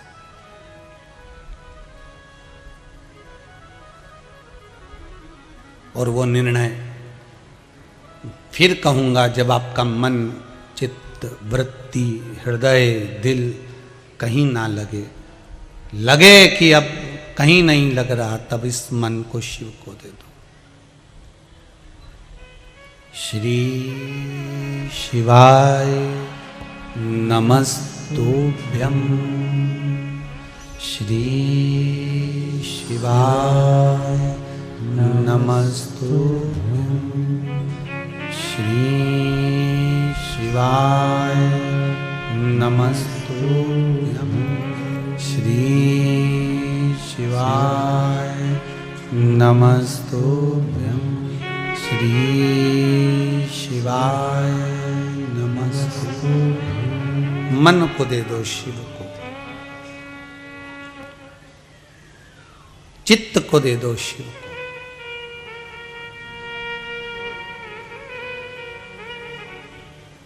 कोई राह नहीं सूझ रही हो तो शंकर के मंदिर की या शंकर की कथा की राह पकड़ लो।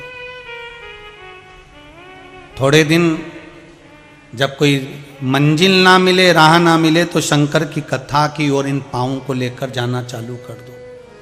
जितने कदम चलकर ये पाँव शिव की कथा तक जाएंगे, जितने कदम चलकर ये पाँव मंदिर शंकर के तक जाएंगे, भगवान कहीं ना कहीं तुम शिव के मार्ग पर चलकर देखना, भगवान शंकर तुम्हारे लिए कोई अच्छा मार्ग खोज कर रख देगा कि इस मार्ग पर चलो। शिव खोज देगा कि इस मार्ग पर चलो।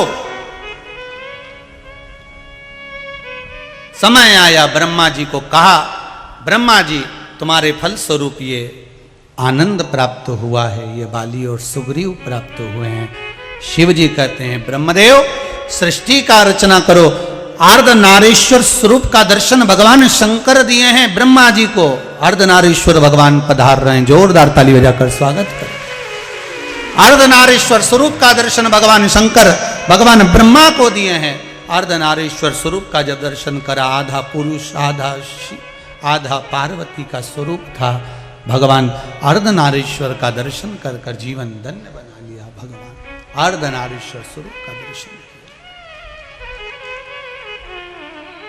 भगवान अर्धनारीश्वर स्वरूप में पधारे, ब्रह्मा जी ने देखकर आनंद पाया।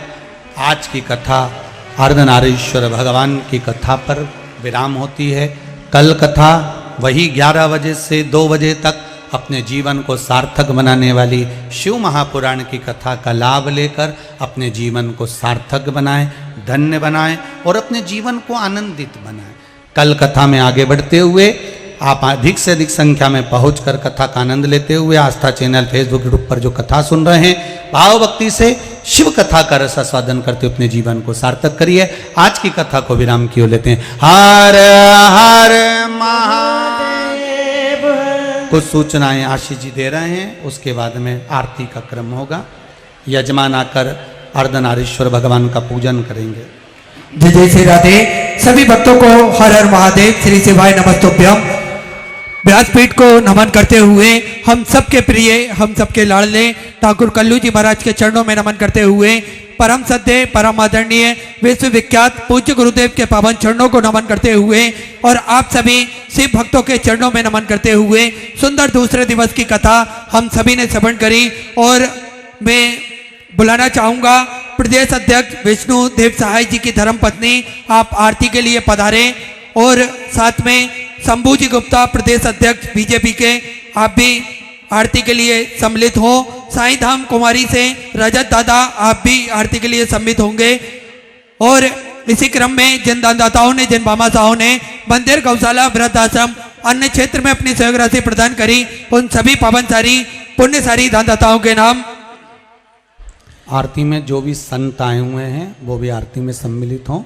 जो भी संत साधु आए हैं वो भी आरती में सम्मिलित हों। संत समाज से जो भी भक्त हमारे बीच में पधारे हैं, आप भी बड़े ही आदर सम्मान से आरती में मंच पे पधारे। और इसी क्रम में जिन दानदाताओं ने, जिन बाबासाहों ने अपनी सहयोग राशि प्रदान करी, उन सभी पावनसारी पुण्यसारी दानदाताओं के नाम। भुजन जी यादव की तरफ से सुंदर 501 रुपए की सहयोग राशि सुपेला से समर्पित की। राजेंद्र सिंह जी भिलाई छत्तीसगढ़ से सुंदर 501 रुपए। राजेंद्र नरेंद्र कुमारी जी चंद्रागर की तरफ से सुंदर 551 रुपए की सहयोग राशि। निवेदन सभी से है, आप लोग जो विठलेश सेवा समिति में जो दान दे रहे हैं उनसे निवेदन है, आप गौशाला के लिए दे रहे हैं तो गौशाला लिखाएं। आप मंदिर कुबेरेश्वर बाबा के निर्माण के लिए दे रहे हैं तो कुबेरेश्वर धाम का लिखाएं। और आप यदि वृद्धाश्रम के निर्माण के लिए दे रहे हैं तो वृद्धाश्रम लिखाएं। जो भी रसीद कटवा रहे हैं उनसे निवेदन है, या आजीवन भोजन भंडारे का दे रहे हैं या सैया दान का दे रहे हैं, तो वो सब चीज़ें आपके सम्मुख में उसमें रसीद में अवश्य लिखवाएं। श्री सागर जी देवांगन दुर्ग छत्तीसगढ़ से 501 रुपए। रामस्वरूप जी देवांगन दुर्ग छत्तीसगढ़ से 501 रुपए। ईश्वरी जी की तरफ से सुंदर 1151 रुपए की सहयोग राशि समर्पित की। गीता जी महेश्वर देशमुख की तरफ से सुंदर 511 रुपए की सहयोग राशि समर्पित की। सीमा जी वर्मा की तरफ से रायपुर छत्तीसगढ़ से सुंदर 501 रुपए। पुष्पा जी वर्मा की तरफ से 501 रुपए। मंगल जी देवांगन की तरफ से सुंदर 501 रुपए की सहयोग राशि समर्पित की। सुभाष कुमार जी यादव की तरफ से 501 रुपए भिलाई छत्तीसगढ़ से समर्पित की। तारा जरी के रावत की तरफ से सुंदर 501 रुपए। मत्तूलाल जी साहू की तरफ से सुंदर 1001 रुपए। नीति जी तिवारी की तरफ से दुर्ग छत्तीसगढ़ से 501 रुपए। रीसा जी ताम्रकार की तरफ से 1001 रुपए की सहयोग राशि समर्पित की। तोकुलाल जी साहू की तरफ से सुंदर 1001 रुपए की सहयोग राशि समर्पित की। विनोद जी तिवारी की तरफ से 501 रुपए की सहयोग राशि दुर्ग छत्तीसगढ़ से समर्पित की। मनीष जी राजपूत की तरफ से सुंदर 1101 रुपए की सहयोग राशि समर्पित की। सुशीला जी की तरफ से सुंदर 501 रुपए की सहयोग राशि समर्पित की। प्यारे सिंह जी की तरफ से सुंदर 501 रुपए की सहयोग राशि समर्पित की। डालिया जी देवांगन की तरफ से 501 रुपए। हर्षिता जी देवांगन की तरफ से सुंदर 501 रुपए। रणजीत जी शर्मा एसीसी सीमेंट भिलाई छत्तीसगढ़ से सुंदर 501 रुपए की सहयोग राशि समर्पित की। गिरीश कुमार जी की तरफ से सुंदर 501 रुपए की सहयोग राशि रायपुर छत्तीसगढ़ से समर्पित की। दिलीप जी रोकड़े की तरफ से 511 रुपए की सहयोग राशि समर्पित की। कुणाल दास जी की तरफ से सुंदर 501 रुपए। बबीता जी शर्मा की तरफ से सुंदर रायपुर छत्तीसगढ़ से 501 रुपए की सहयोग राशि समर्पित की। पिंकी जी की तरफ से सुंदर देवांगन की तरफ से दुर्ग छत्तीसगढ़ से 501 रुपए की सहयोग राशि आपने बाबा कुबेरेश्वर धाम हेतु समर्पित की। शशि जी गुप्ता, राम कुमार जी गुप्ता रायपुर छत्तीसगढ़ से आपने सुंदर 21,000 रुपए की सहयोग राशि देकर आजीवन भोजन भंडारी की सदस्यता ग्रहण करी। सुनहरे अक्षरों में अपना नामांकित कराया। बहुत बहुत बधाई। सुंदर विचार आपके। आतमलाल जी झारिया की तरफ से पामगढ़ छत्तीसगढ़ से सुंदर 21,000 रुपए की सहयोग राशि देकर आजीवन भोजन भंडारी की सदस्यता ग्रहण करी। सुनहरे अक्षरों में अपना नामांकित कराया। बहुत बहुत बधाई। सुंदर विचार आपके। सुंदर सहयोग राशि आपने समर्पित की। प्रेमलता जी की तरफ से सुंदर 2101 रुपए। हर्ष कुमार जी मधौला की तरफ से गाजियाबाद उत्तर प्रदेश से सुंदर 501 रुपए। रोहित सविता जी शुक्ला लखनऊ उत्तर प्रदेश से 501 रुपए। लक्ष्मी दिलीप जी सुधार की तरफ से 2001 रुपए। उषा देवी जी की तरफ से मुंबई से सुंदर 501 रुपए। अनीता जी डोंगरा सिवनी मध्य प्रदेश से सुंदर 1001 रुपए। गुप्तदान में सुंदर 501 रुपए। लोकेश सिंह जी चौहान महू उत्तर प्रदेश से 501 रुपए। ज्ञानाब जी श्रीवास्तव पटना बिहार से सुंदर 501 रुपए। अनूप कृष्णा जी पटेल होशंगाबाद मध्य प्रदेश से 1101 रुपए। राजेंद्र जी सेट्टी मुंबई से सुंदर 501 रुपए। गुप्त दान में सुंदर 11,000 रुपए की सहयोग राशि आपने बाबा कुमरेश्वर धाम हेतु समर्पित की। बहुत बहुत बधाई चंदा विचार आपके सुंदर सहयोग राशि समर्पित की। रीता राजन जी की तरफ से नागपुर महाराष्ट्र से 21 रुपए। मुकेश कुमार जी देव की तरफ से बिहार से सुंदर 551 रुपए। सोनावती देवी पारसनाथ जी तिवारी की तरफ से सुंदर 1111 रुपए की सहयोग राशि समर्पित की। तारावती जी नेहा सिंह जी की तरफ से सुंदर 501 रुपए की सहयोग राशि समर्पित की। सतीश जी की तरफ से सुंदर 1101 रुपए। सुनीता जी मिश्रा लखनऊ उत्तर प्रदेश से 501 रुपए। ज्योति जी दानवीर सिंह जी हमीरपुर उत्तर प्रदेश से 1001 रुपए। सुभाष चंद जी पंजाब से सुंदर 1101 रुपए। मनोज जी अवस्थी हरियाणा से सुंदर आपने 1001 रुपए की सहयोग राशि समर्पित की। नरेंद्र जी बजाज खंडवा मध्य प्रदेश से 1001 रुपए। ललिता जी मालवी भोपाल मध्य प्रदेश से 501 रुपए गुप्त दान में सुंदर 1101 रुपए। शिल्पी शिवाजी की तरफ से बरेली उत्तर प्रदेश से 1001 रुपए। संतोष कुमार जी वर्मा गोरखपुर उत्तर प्रदेश से 1101 रुपए। रीना जी शर्मा दिल्ली से सुंदर 1101 रुपए की सहयोग राशि समर्पित की। सुनील सीमा जी माथे इंदौर मध्य प्रदेश से सुंदर 501 रुपए की सहयोग राशि समर्पित की। सभी दानदाताओं को मैं हृदय की आनंद गहराई से नमन करता हूं, दंडवत करता हूं, प्रणाम करता हूं। सुंदर सहयोग राशि समर्पित की। जो भक्त अपनी सहयोग राशि मंदिर गौशाला वृद्ध आश्रम अन्य क्षेत्र में समर्पित करना चाहते हैं वे टीवी स्क्रीन पर जो अकाउंट नंबर चल रहा है उसमें समर्पित कर सकते हैं, या फिर भिलाई छत्तीसगढ़ में जो भक्त अपनी सहयोग राशि जमा करना चाहते हैं वे पहाड़ की ओर श्री बिटले सेवा समिति का जो कार्यालय बना हुआ है उस कार्यालय में अपनी सहयोग राशि जमा कर रसीद प्राप्त कर सकते हैं। आरती का समय हो चुका है। सुंदर आरती का आनंद हम सभी लेंगे। जय जय श्री राधे, हर हर महादेव, श्री शिवाय नमस्तुभ्यं।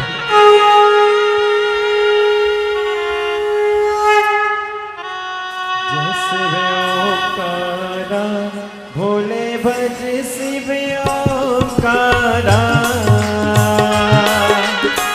ब्रह्माधीश सदा शिव भोले भोलेनाथ महाशिव हरदा की धारा ओ हर हर हर महादेव।